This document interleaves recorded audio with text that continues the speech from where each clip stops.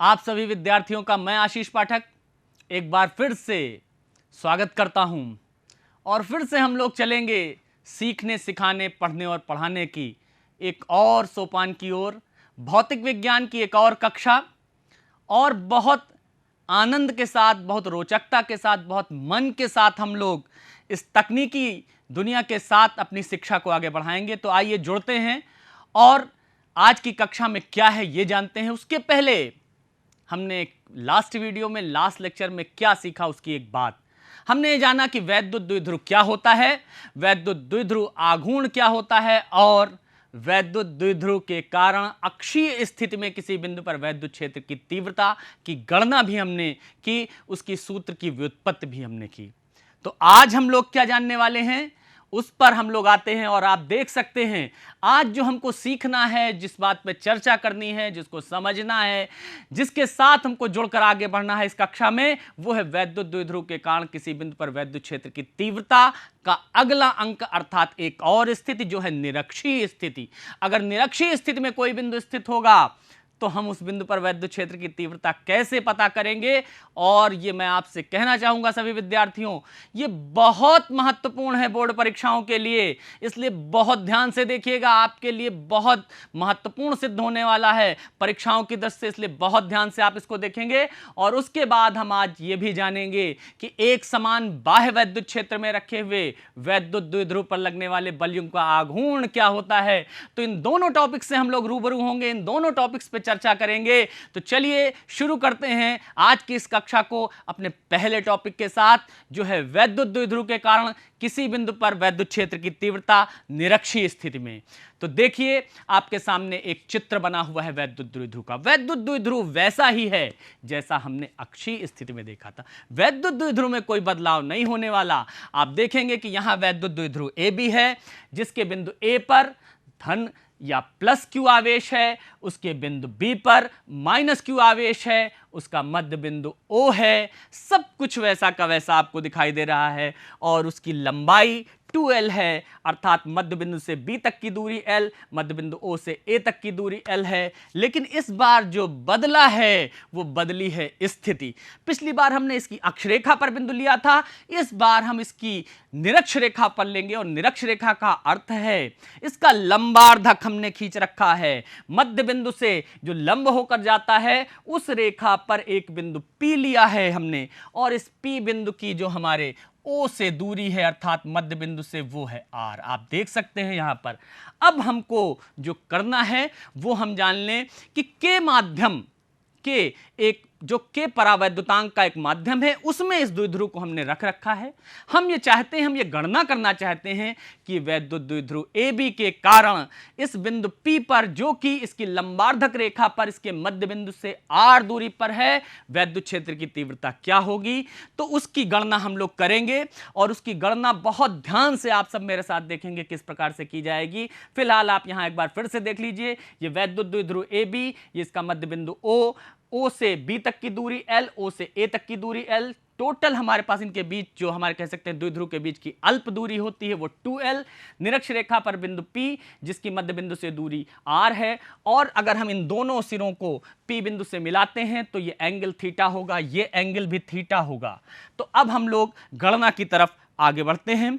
आप देखेंगे मैंने उस चित्र को तो बनाया ही है, उसके साथ एक चित्र हमने और लिया है। ये क्यों लिया हुआ है इसको अभी आप जानेंगे। सबसे पहले काम हम वहीं से शुरू करेंगे जैसा हमने अक्षीय स्थिति में कहा था। P बिंदु पर वैद्युत क्षेत्र की तीव्रता द्विध्रुव के कारण पता करनी है। हम करेंगे ये कि सबसे पहले द्विध्रुव के धन क्यू आवेश प्लस क्यू आवेश के कारण P बिंदु पर वैद्युत क्षेत्र की तीव्रता की गणना करेंगे। फिर द्विध्रुव के माइनस क्यू आवेश के कारण P बिंदु पर वैद्युत क्षेत्र की तीव्रता की गणना करेंगे और फिर P पर परिणामी वैद्युत क्षेत्र की तीव्रता की गणना करेंगे। तो आइए शुरू करते हैं। तो सबसे पहले हम कहेंगे कि जो हमारे पास प्लस क्यू आवेश है, प्लस क्यू आवेश के कारण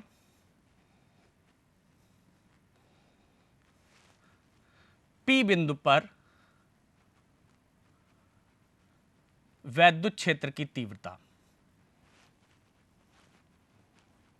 वैद्युत क्षेत्र की तीव्रता। देखें स्टूडेंट्स, ये जो हमारा प्लस क्यू आवेश है वो ए बिंदु पर स्थित है, इसलिए इसको सामान्य रूप में हम ई ए से डिनोट कर देते हैं।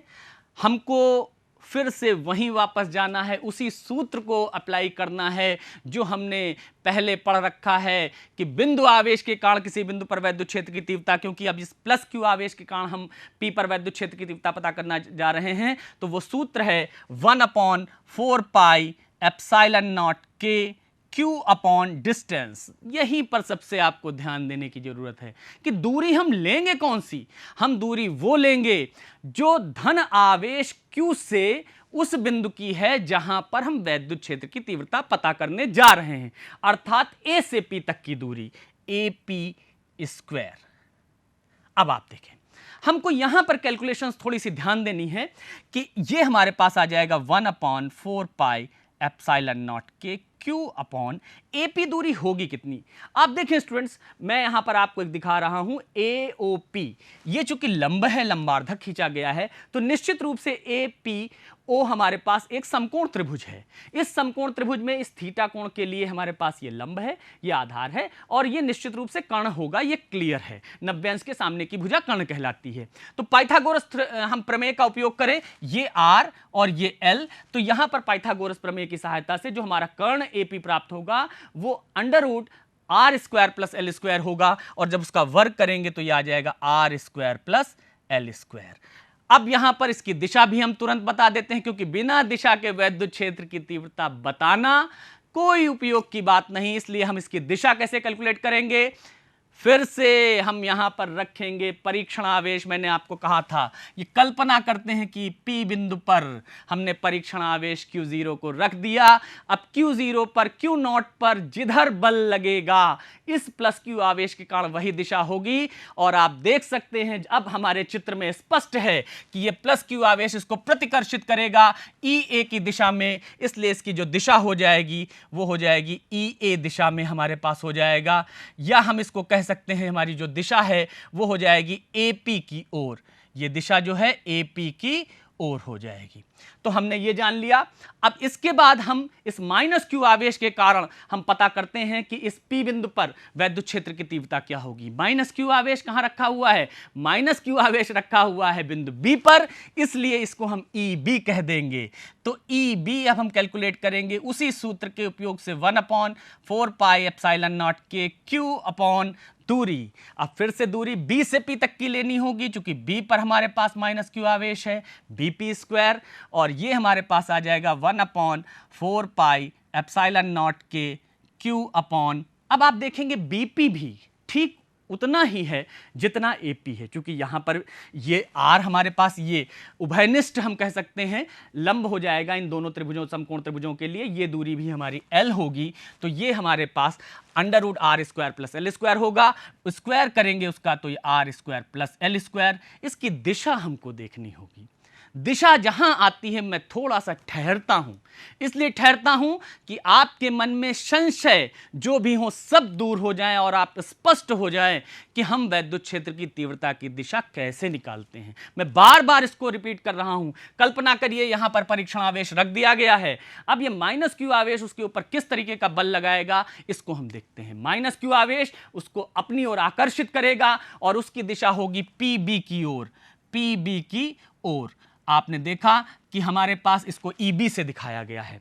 अब यहां पर अगर आप एक चीज को यहीं ध्यान से देख लें, हमने जो धन आवेश अर्थात प्लस Q आवेश के कारण वैद्युत क्षेत्र की तीव्रता पता की है और जो माइनस Q आवेश के कारण वैद्युत क्षेत्र की तीव्रता पता की है, उन दोनों के मान को जरा से ध्यान से देखिए आप लोग। देखिए दोनों के मान हमारे पास आए हैं 1/4 पाई एप्सिलॉन नॉट के Q upon R² plus L², और यहां पर भी वही आया है 1/4 पाई एप्सिलॉन नॉट के Q upon R² plus L², अर्थात दोनों के मान एकदम समान हैं।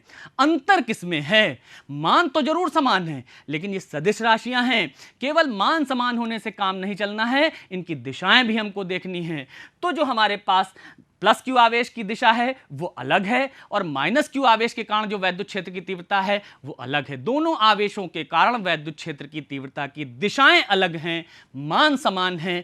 तो अब हम P पर परिणामी वैद्युत क्षेत्र की तीव्रता की गणना कैसे करेंगे, इसके लिए हम आगे बढ़ेंगे। तो आइए नेक्स्ट हम स्लाइड पर बढ़ते हैं। नेक्स्ट स्लाइड पर हम देखते हैं किस तरीके से कर सकते हैं। उसके पहले इस स्लाइड में मैं आपको थोड़ा सा समझा दूं, तब हम नेक्स्ट स्लाइड पर बढ़ते हैं। जब दोनों हमारे पास दोनों दिशाएं अलग अलग हैं, मान समान हैं, तो हम इनका परिणामी ज्ञात करने के लिए इनके वियोजन का सहारा लेते हैं। हम क्या करेंगे, हम इस AB के समांतर दिशा में और AB के लंबवत दिशा में इन दोनों EA और EB को वियोजित करेंगे। हम वैद्युत क्षेत्र की तीव्रता जो धन क्यू आवेश के कारण प्लस क्यू आवेश के कारण आई है और जो वैद्युत क्षेत्र की तीव्रता माइनस क्यू आवेश के कारण आई है, दोनों का वियोजन करेंगे AB के समांतर और AB के लंबवत परपेंडिकुलर डायरेक्शन में। तो देखिए हमने यहां पर दिखाया हुआ है कि जब हम EA का वियोजन AB के समांतर दिशा में करते हैं तो हमको प्राप्त होता है EA cos थीटा। आप लोग देखेंगे EA cos थीटा, ये कोण थीटा था, इसलिए इधर की तरफ जो हमको वियोजित भाग मिला वो EA cos थीटा, और AB के लंबवत दिशा में जो हमको भाग मिला वो आपने यहां लिख रखा है EA sin थीटा। इसी प्रकार से EB, ये कोण भी हमारे पास थीटा होगा, और EB का जो हमारे पास वियोजित भाग हमारे पास AB के समांतर प्राप्त होता है वो है EB cos थीटा, और जो लंबवत प्राप्त होता है वो है EB sin थीटा। अब यहां एक चीज बहुत ध्यान देने की है, आप देखेंगे स्टूडेंट्स कि हमारे पास EA cos theta, EB cos theta एक ही दिशा में है, जबकि EA sin थीटा और EB sin थीटा परस्पर ठीक विपरीत दिशा में हैं। एक ही रेखा के अनुदिश परस्पर विपरीत हैं।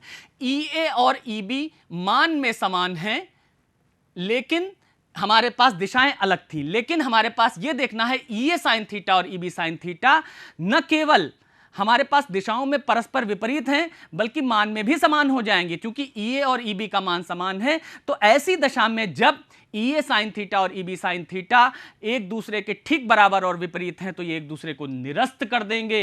इसलिए जो P बिंदु पर परिणामी वैद्युत क्षेत्र की तीव्रता होगी अब वो केवल EA cos थीटा और EB cos थीटा के योग के बराबर होगी। तो आइए गणना करते हैं कि P पर परिणामी वैद्युत क्षेत्र की तीव्रता क्या होगी। P पर परिणामी वैद्युत क्षेत्र की तीव्रता, द्विध्रुव के कारण है ये, वैद्युत क्षेत्र की तीव्रता E बराबर EA cos theta plus EB cos theta. अब EA बराबर EB है, हमने जान लिया है, तो इसको हम ये कह सकते हैं E equal to 2EA cos theta. ध्यान देंगे यहां हमारे पास चूंकि EA EB बराबर है इसलिए 2EA cos थीटा हम मान रखेंगे। 2EA का मान आपको पता था 1/4 pi epsilon naught K Q upon R square plus L square, ये हमारे पास ये, और यहां पर cos थीटा। अब आप देखें cos थीटा क्या होगा।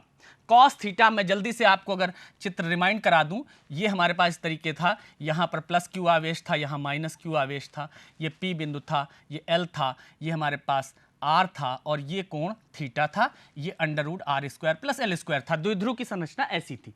तो cos थीटा अगर आप वहां से कैलकुलेट करें तो ये आ जाएगा 1/4 pi epsilon naught K 2Q, इसको हमने लिख लिया, R square plus L square, और cos थीटा आधार बटे कर्ण होता है, तो आधार यहां पर हो जाएगा L और कर्ण हमारे पास है R square plus L square square root में।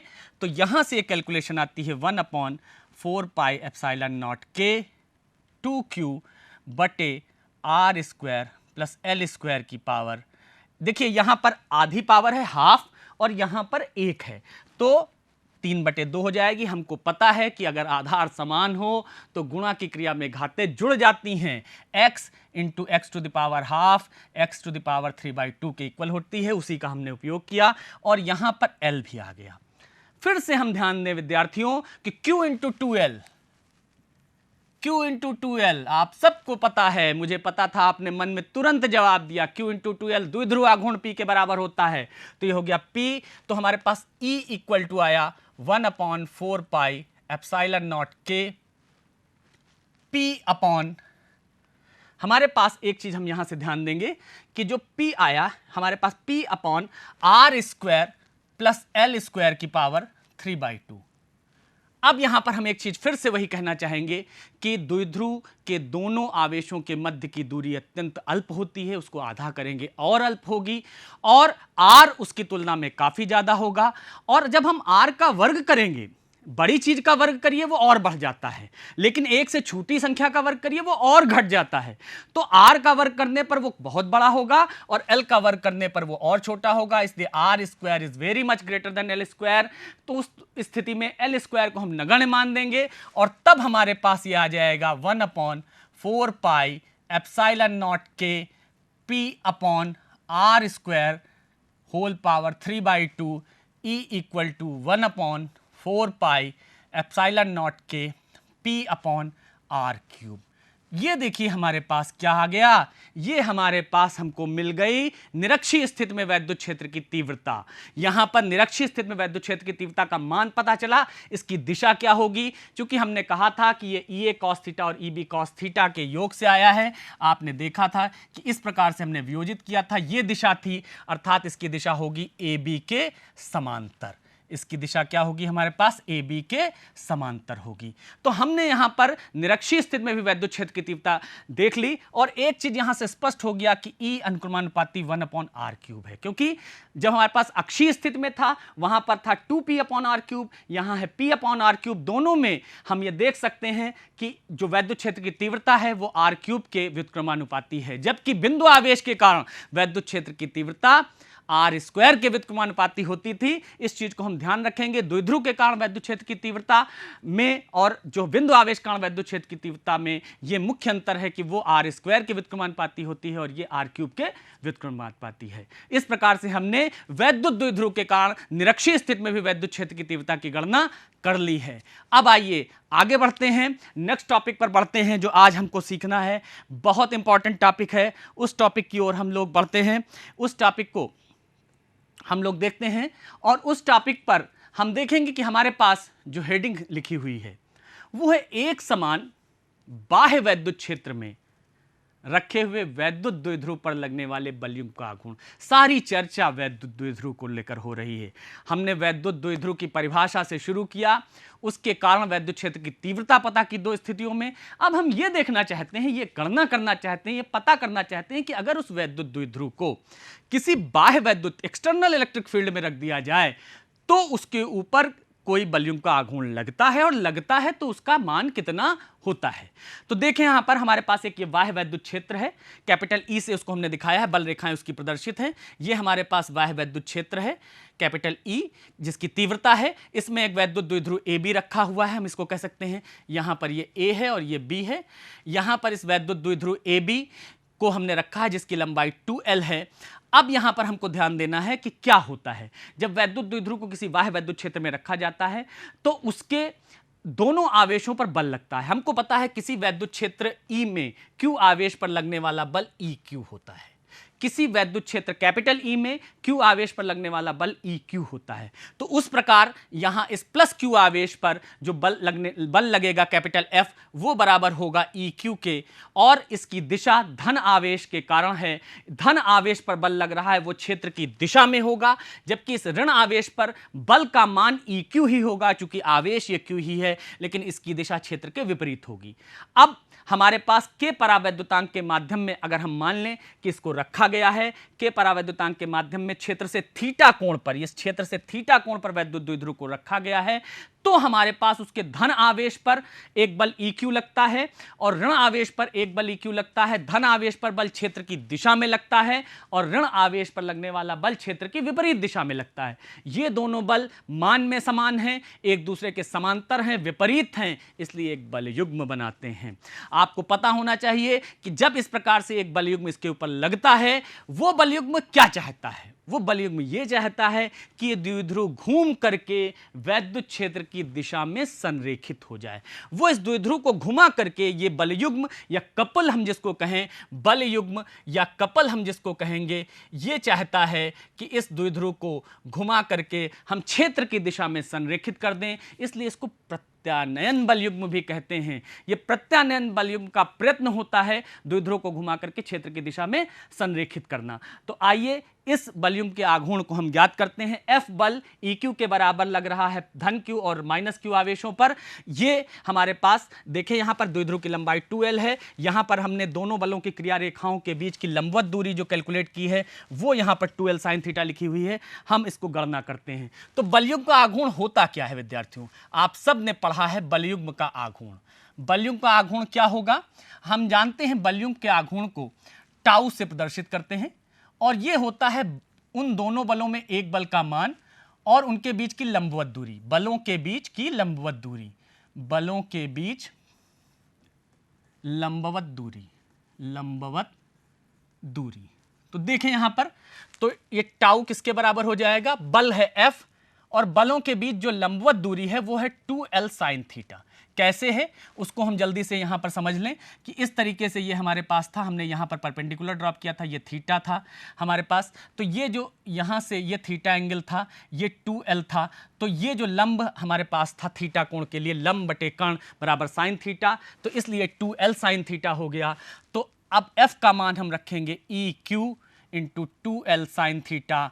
आपको ये पता है Q इंटू 2L वैद्युत द्विध्रुव का द्विध्रुव आघूर्ण होता है, P होता है, इसलिए tau equal to EP sin theta, या हम इसको कह सकते हैं टाउ बराबर PE sin थीटा। ये वैद्युत द्विध्रुव पर बाह्य वैद्युत क्षेत्र E में लगने वाला बलयुग्म का आघूर्ण होता है। अगर आपको यहाँ पर कोई संदेह हो तो हम यहाँ पर देख सकते हैं कि किस तरीके से हमने ये लंबवत दूरी की गणना की है। आप देखेंगे कि यहाँ पर ये A है, ये P है।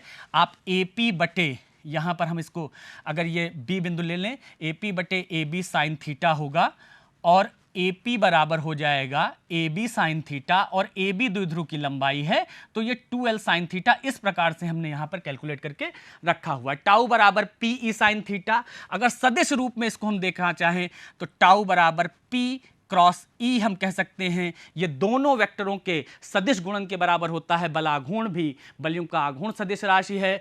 P द्विध्रुव आघूर्ण वैद्युत द्विध्रुव का सदिश राशि है, वैद्युत क्षेत्र की तीव्रता सदिश राशि है। तो इसको इस रूप में भी हम देख सकते हैं। यहां पर कुछ विशेष स्थितियां हम जल्दी से डिस्कस कर लेते हैं। हमको यह पता चल गया कि अगर बाह्य वैद्युत क्षेत्र कैपिटल E में P द्विध्रुव आघूर्ण वाला वैद्युत द्विध्रुव क्षेत्र से थीटा कोण पर रखा जाए तो उसके ऊपर लगने वाला बलयुग्म का आघूर्ण tau equal to PE sine theta होता है। अब यहां पर कुछ विशेष स्थितियां, एक स्थिति हम लेते हैं केस 1, यदि थीटा बराबर 0 अंश हो। इसका अर्थ क्या है? थीटा 0 अंश होगा तो होगा क्या? ये हमारे पास वैद्युत क्षेत्र है, इसमें इस तरीके से थीटा कोण पर ये हमारे पास द्विध्रुव रखा हुआ है, यहां प्लस Q है, यहां माइनस Q है। तो थीटा बराबर 0 अंश का मतलब ये द्विध्रुव घूम करके क्षेत्र की दिशा के समांतर हो जाएगा। जब थीटा 0 हो जाएगा तो साइन थीटा साइन 0 हो जाएगा, और साइन 0 का मान 0 होता है। ऐसी स्थिति में टाउ बराबर 0 हो जाएगा जब यहां आप मान रखेंगे, अर्थात जब वैद्युत द्विध्रुव क्षेत्र की दिशा में संरेखित होगा तो उसके ऊपर लगने वाला बलयुग्म का आघूर्ण 0 होगा। एक और स्थिति देखते हैं, दूसरी स्थिति हम यहां पर लेते हैं, यदि थीटा बराबर 90 अंश हो तो साइन 91 होता है जो कि अधिकतम मान है, और ऐसी स्थिति में लगने वाला बलयुग्म का आघूर्ण मैक्सिमम होता है और वो टाउ मैक्सिमम PE के बराबर कहलाता है। ये अधिकतम मान होता है। आप इसको देख सकते हैं, यहां से हम वैद्युत द्विध्रुव आघूर्ण की एक परिभाषा भी निकाल सकते हैं, टाउ मैक्स अपॉन E। अगर E का मान 1 न्यूटन प्रति कूलाम हो जाए तो यहां पर आप देखेंगे P बराबर टाउ मैक्स होगा।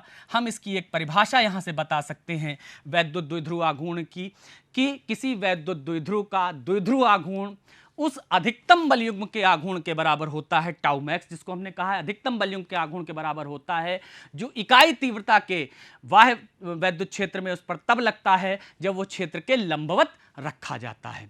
एक स्थिति और हम कह सकते हैं, जब थीटा हमारे पास 180 हो, 180 में कुछ नहीं होगा, सिर्फ ये क्षेत्र के समांतर तो होगा, लेकिन धन और ऋण आवेशों की दिशाएं पलट जाएंगी। जो धन आवेश है वो इधर की ओर हो जाएगा और ऋण आवेश इधर की ओर हो जाएगा। ऐसी स्थिति में भी हमारे पास साइन 180 डिग्री की वैल्यू भी 0 होगी और तब भी टाउ 0 होगा। अर्थात जब भी द्विध्रुव क्षेत्र के समांतर होगा, उस स्थिति में वैद्युत द्विध्रुव पर बाह्य वैद्युत क्षेत्र में लगने वाला बलयुम का आघूर्ण 0 होगा, और अगर वो क्षेत्र के लंबवत होगा तो अधिकतम बलयुम का आघूर्ण लगेगा, जिसका मान टाउ मैक्स से हमने बताया है, जो पीई के बराबर होगा। पी वैद्युत द्विध्रुव का द्विध्रुव आघूर्ण है, कैपिटल ई वैद्युत क्षेत्र की तीव्रता है। इस प्रकार से आज हमने देखा कि हम बाह्य वैद्युत क्षेत्र में रखे हुए किसी वैद्युत द्विध्रुव के ऊपर लगने वाले बलयुम के आघूर्ण की गणना कैसे करेंगे। मुझे आशा है कि आपने बहुत ध्यान से समझा होगा। बहुत महत्वपूर्ण ये दोनों शीर्षक मैंने आज लिए हैं, जिसमें निरक्षीय स्थिति में वैद्युत द्विध्रुव के कारण वैद्युत क्षेत्र की तीव्रता और बाह्य वैद्युत क्षेत्र में रखे हुए वैद्युत द्विध्रुव पर लगने वाले बलयुम के आघूर्ण की गणना की है। ये बोर्ड परीक्षाओं के लिए आप बिल्कुल अच्छे से तैयार करेंगे, और मुझे पता है आप सब बहुत ध्यान से एक एक बात को देख रहे हैं। अगर आपके मन में कोई भी प्रश्न होते हैं तो आप बिल्कुल जो हेल्पलाइन नंबर है और जो ईमेल आईडीज हैं उस पर पूछ सकते हैं। मुझे आशा और विश्वास है कि बहुत अच्छे से हम लोग इस ज्ञान के माध्यम के जरिए आगे बढ़ेंगे। आज के लिए बस इतना ही। धन्यवाद। स्वस्थ रहें, सुरक्षित रहें, सतर्क रहें।